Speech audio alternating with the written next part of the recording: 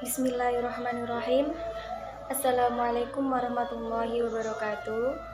Saya Leni Nur Hamimah dari PGMIH NIM 203190257. Saya di sini akan menjelaskan mata kuliah psikologi yang berjudul motivasi.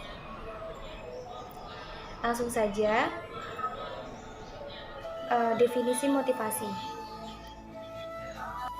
Motivasi dapat diartikan sebagai kehendak untuk mencapai status kekuasaan dan pengakuan yang lebih tinggi bagi setiap individu.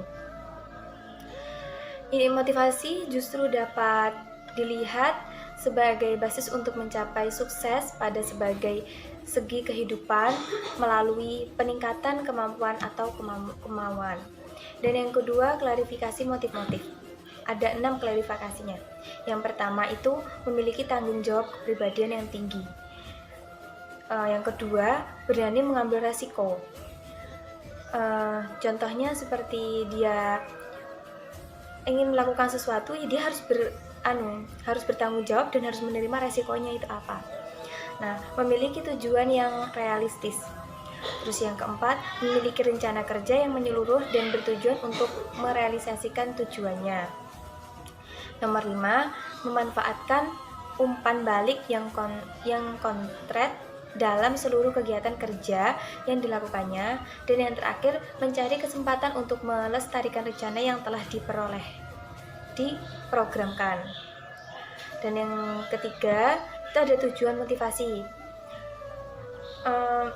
Motivasi bertujuan sebagai pendorong atau penarik yang menyebabkan adanya tingkah laku ke arah suatu tujuan tertentu. Seperti kita lagi malas untuk kuliah gitu, terus kita memiliki motivasi dalam diri kita. Ayolah semangat, ayolah ini biar kita tuh bisa biar kita tuh bisa punya greget lagi gitu untuk mengikuti kuliahan pada jam itu. Nah, tujuannya itu yang pertama, memberi semangat dan mengaktifkan individu agar tetap berniat dan siaga. Dan yang kedua, itu memusatkan perhatian seseorang pada tugas-tugas tertentu yang berhubungan dan mencapaikan tujuan. Dan yang ketiga, membantu memenuhi kebutuhan dan hasil jangka pendek dan hasil jangka panjang. Yang keempat itu ada teori motivasi. Ada beberapa macam motivasi, ada beberapa macam teori motivasi. Dan yang pertama itu hierarki teori kebutuhan. Nah, teori ini mengikuti teori jamak, yaitu seorang berperilaku atau bekerja karena adanya dorongan untuk memenuhi bermacam-macam kebutuhan. Kebutuhan yang diinginkan seorang berjenjangan. Artinya, bila kebutuhan yang pertama telah terpenuhi, maka kebutuhan tingkat kedua akan menjadi yang utama. Selanjutnya, jika kebutuhan tingkat kedua telah terpenuhi, maka muncul kebutuhan tingkat ketiga dan seterusnya sampai kebutuhan kelima. Dasar dari teori ini tuh yang pertama, manusia adalah makhluk yang berkeinginan. Ia selalu menginginkan lebih banyak keinginan untuk terus-menerus dan hanya untuk berhenti bila akhirnya telah tiba. Yang kedua itu, suatu kebutuhan yang telah dipusatkan tidak menjadi motivator bagi pelakunya, hanya kebutuhan yang belum terpenuhi yang akan menjadi motivasi atau motivator. Yang ketiga, kebutuhan manusia tersusun dalam suatu jenjang. Selanjutnya ada beberapa urutan yang tingkat kebutuhannya itu yang berbeda kekuatannya dalam memotivasi dan pekerja di sebuah organisasi di perusahaan. Nah, yang pertama itu ada kebutuhan yang lebih rendah adalah yang terkuat.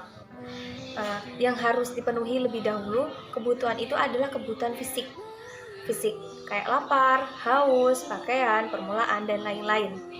Nah, dengan demikian, perbuatan yang terkuat yang memotivasi seorang bekerja adalah untuk memperoleh penghasilan yang dapat digunakan untuk memenuhi kebutuhan fisiknya.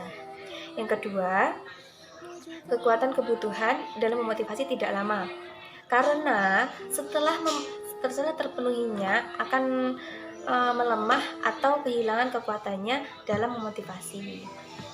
Oleh karena itu, usaha motivasinya dengan memenuhi kebutuhan pekerja perlu diulang-ulang apabila kekuatannya melemah dalam mendorong dalam mengerjakan melakukan tugas-tugasnya.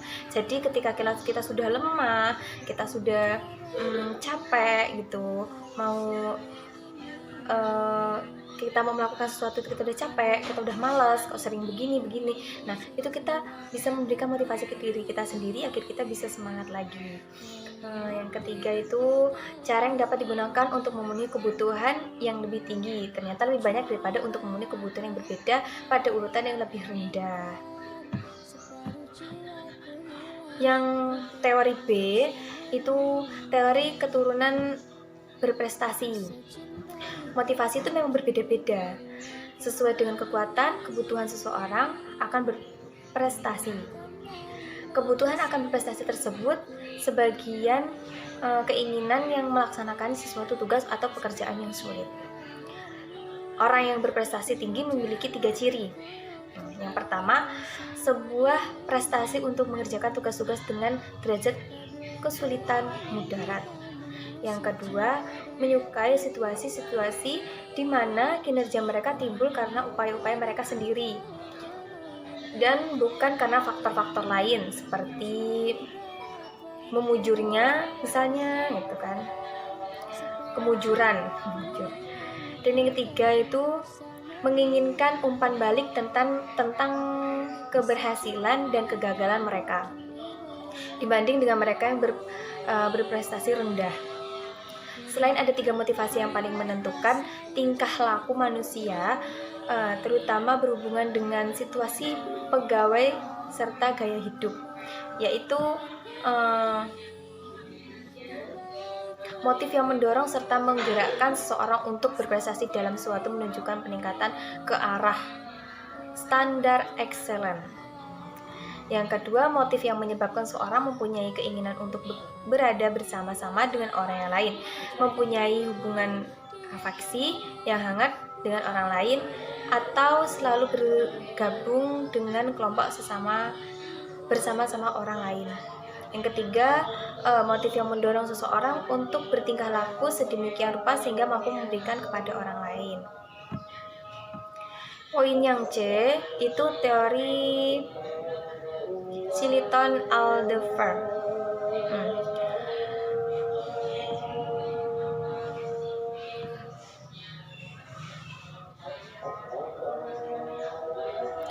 Ada 3 teorinya. Yang pertama, makin tidak terpenuhinya suatu kebutuhan tertentu, makin besar pula keinginannya untuk memuaskannya. Yang kedua, kuatnya keinginan memuaskan kebutuhan yang lebih tinggi semakin besar apabila kebutuhan yang lebih rendah telah dipuaskan. Dan yang ketiga, sebaliknya, semakin sulit memuaskan kebutuhan yang tingkatnya lebih tinggi, semakin besar keinginannya untuk memuaskan kebutuhan yang lebih mendasar. Dan masih banyak ada teori-teori yang lain.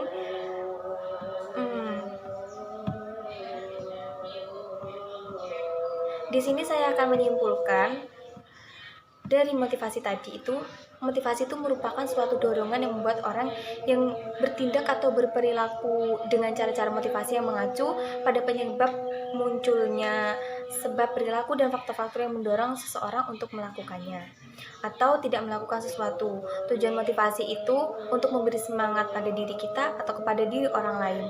Jadi ketika ada teman kita yang sudah malas, kita bisa memberikan dia motivasi untuk membuat dia semakin bersemangat untuk melakukan kegiatannya.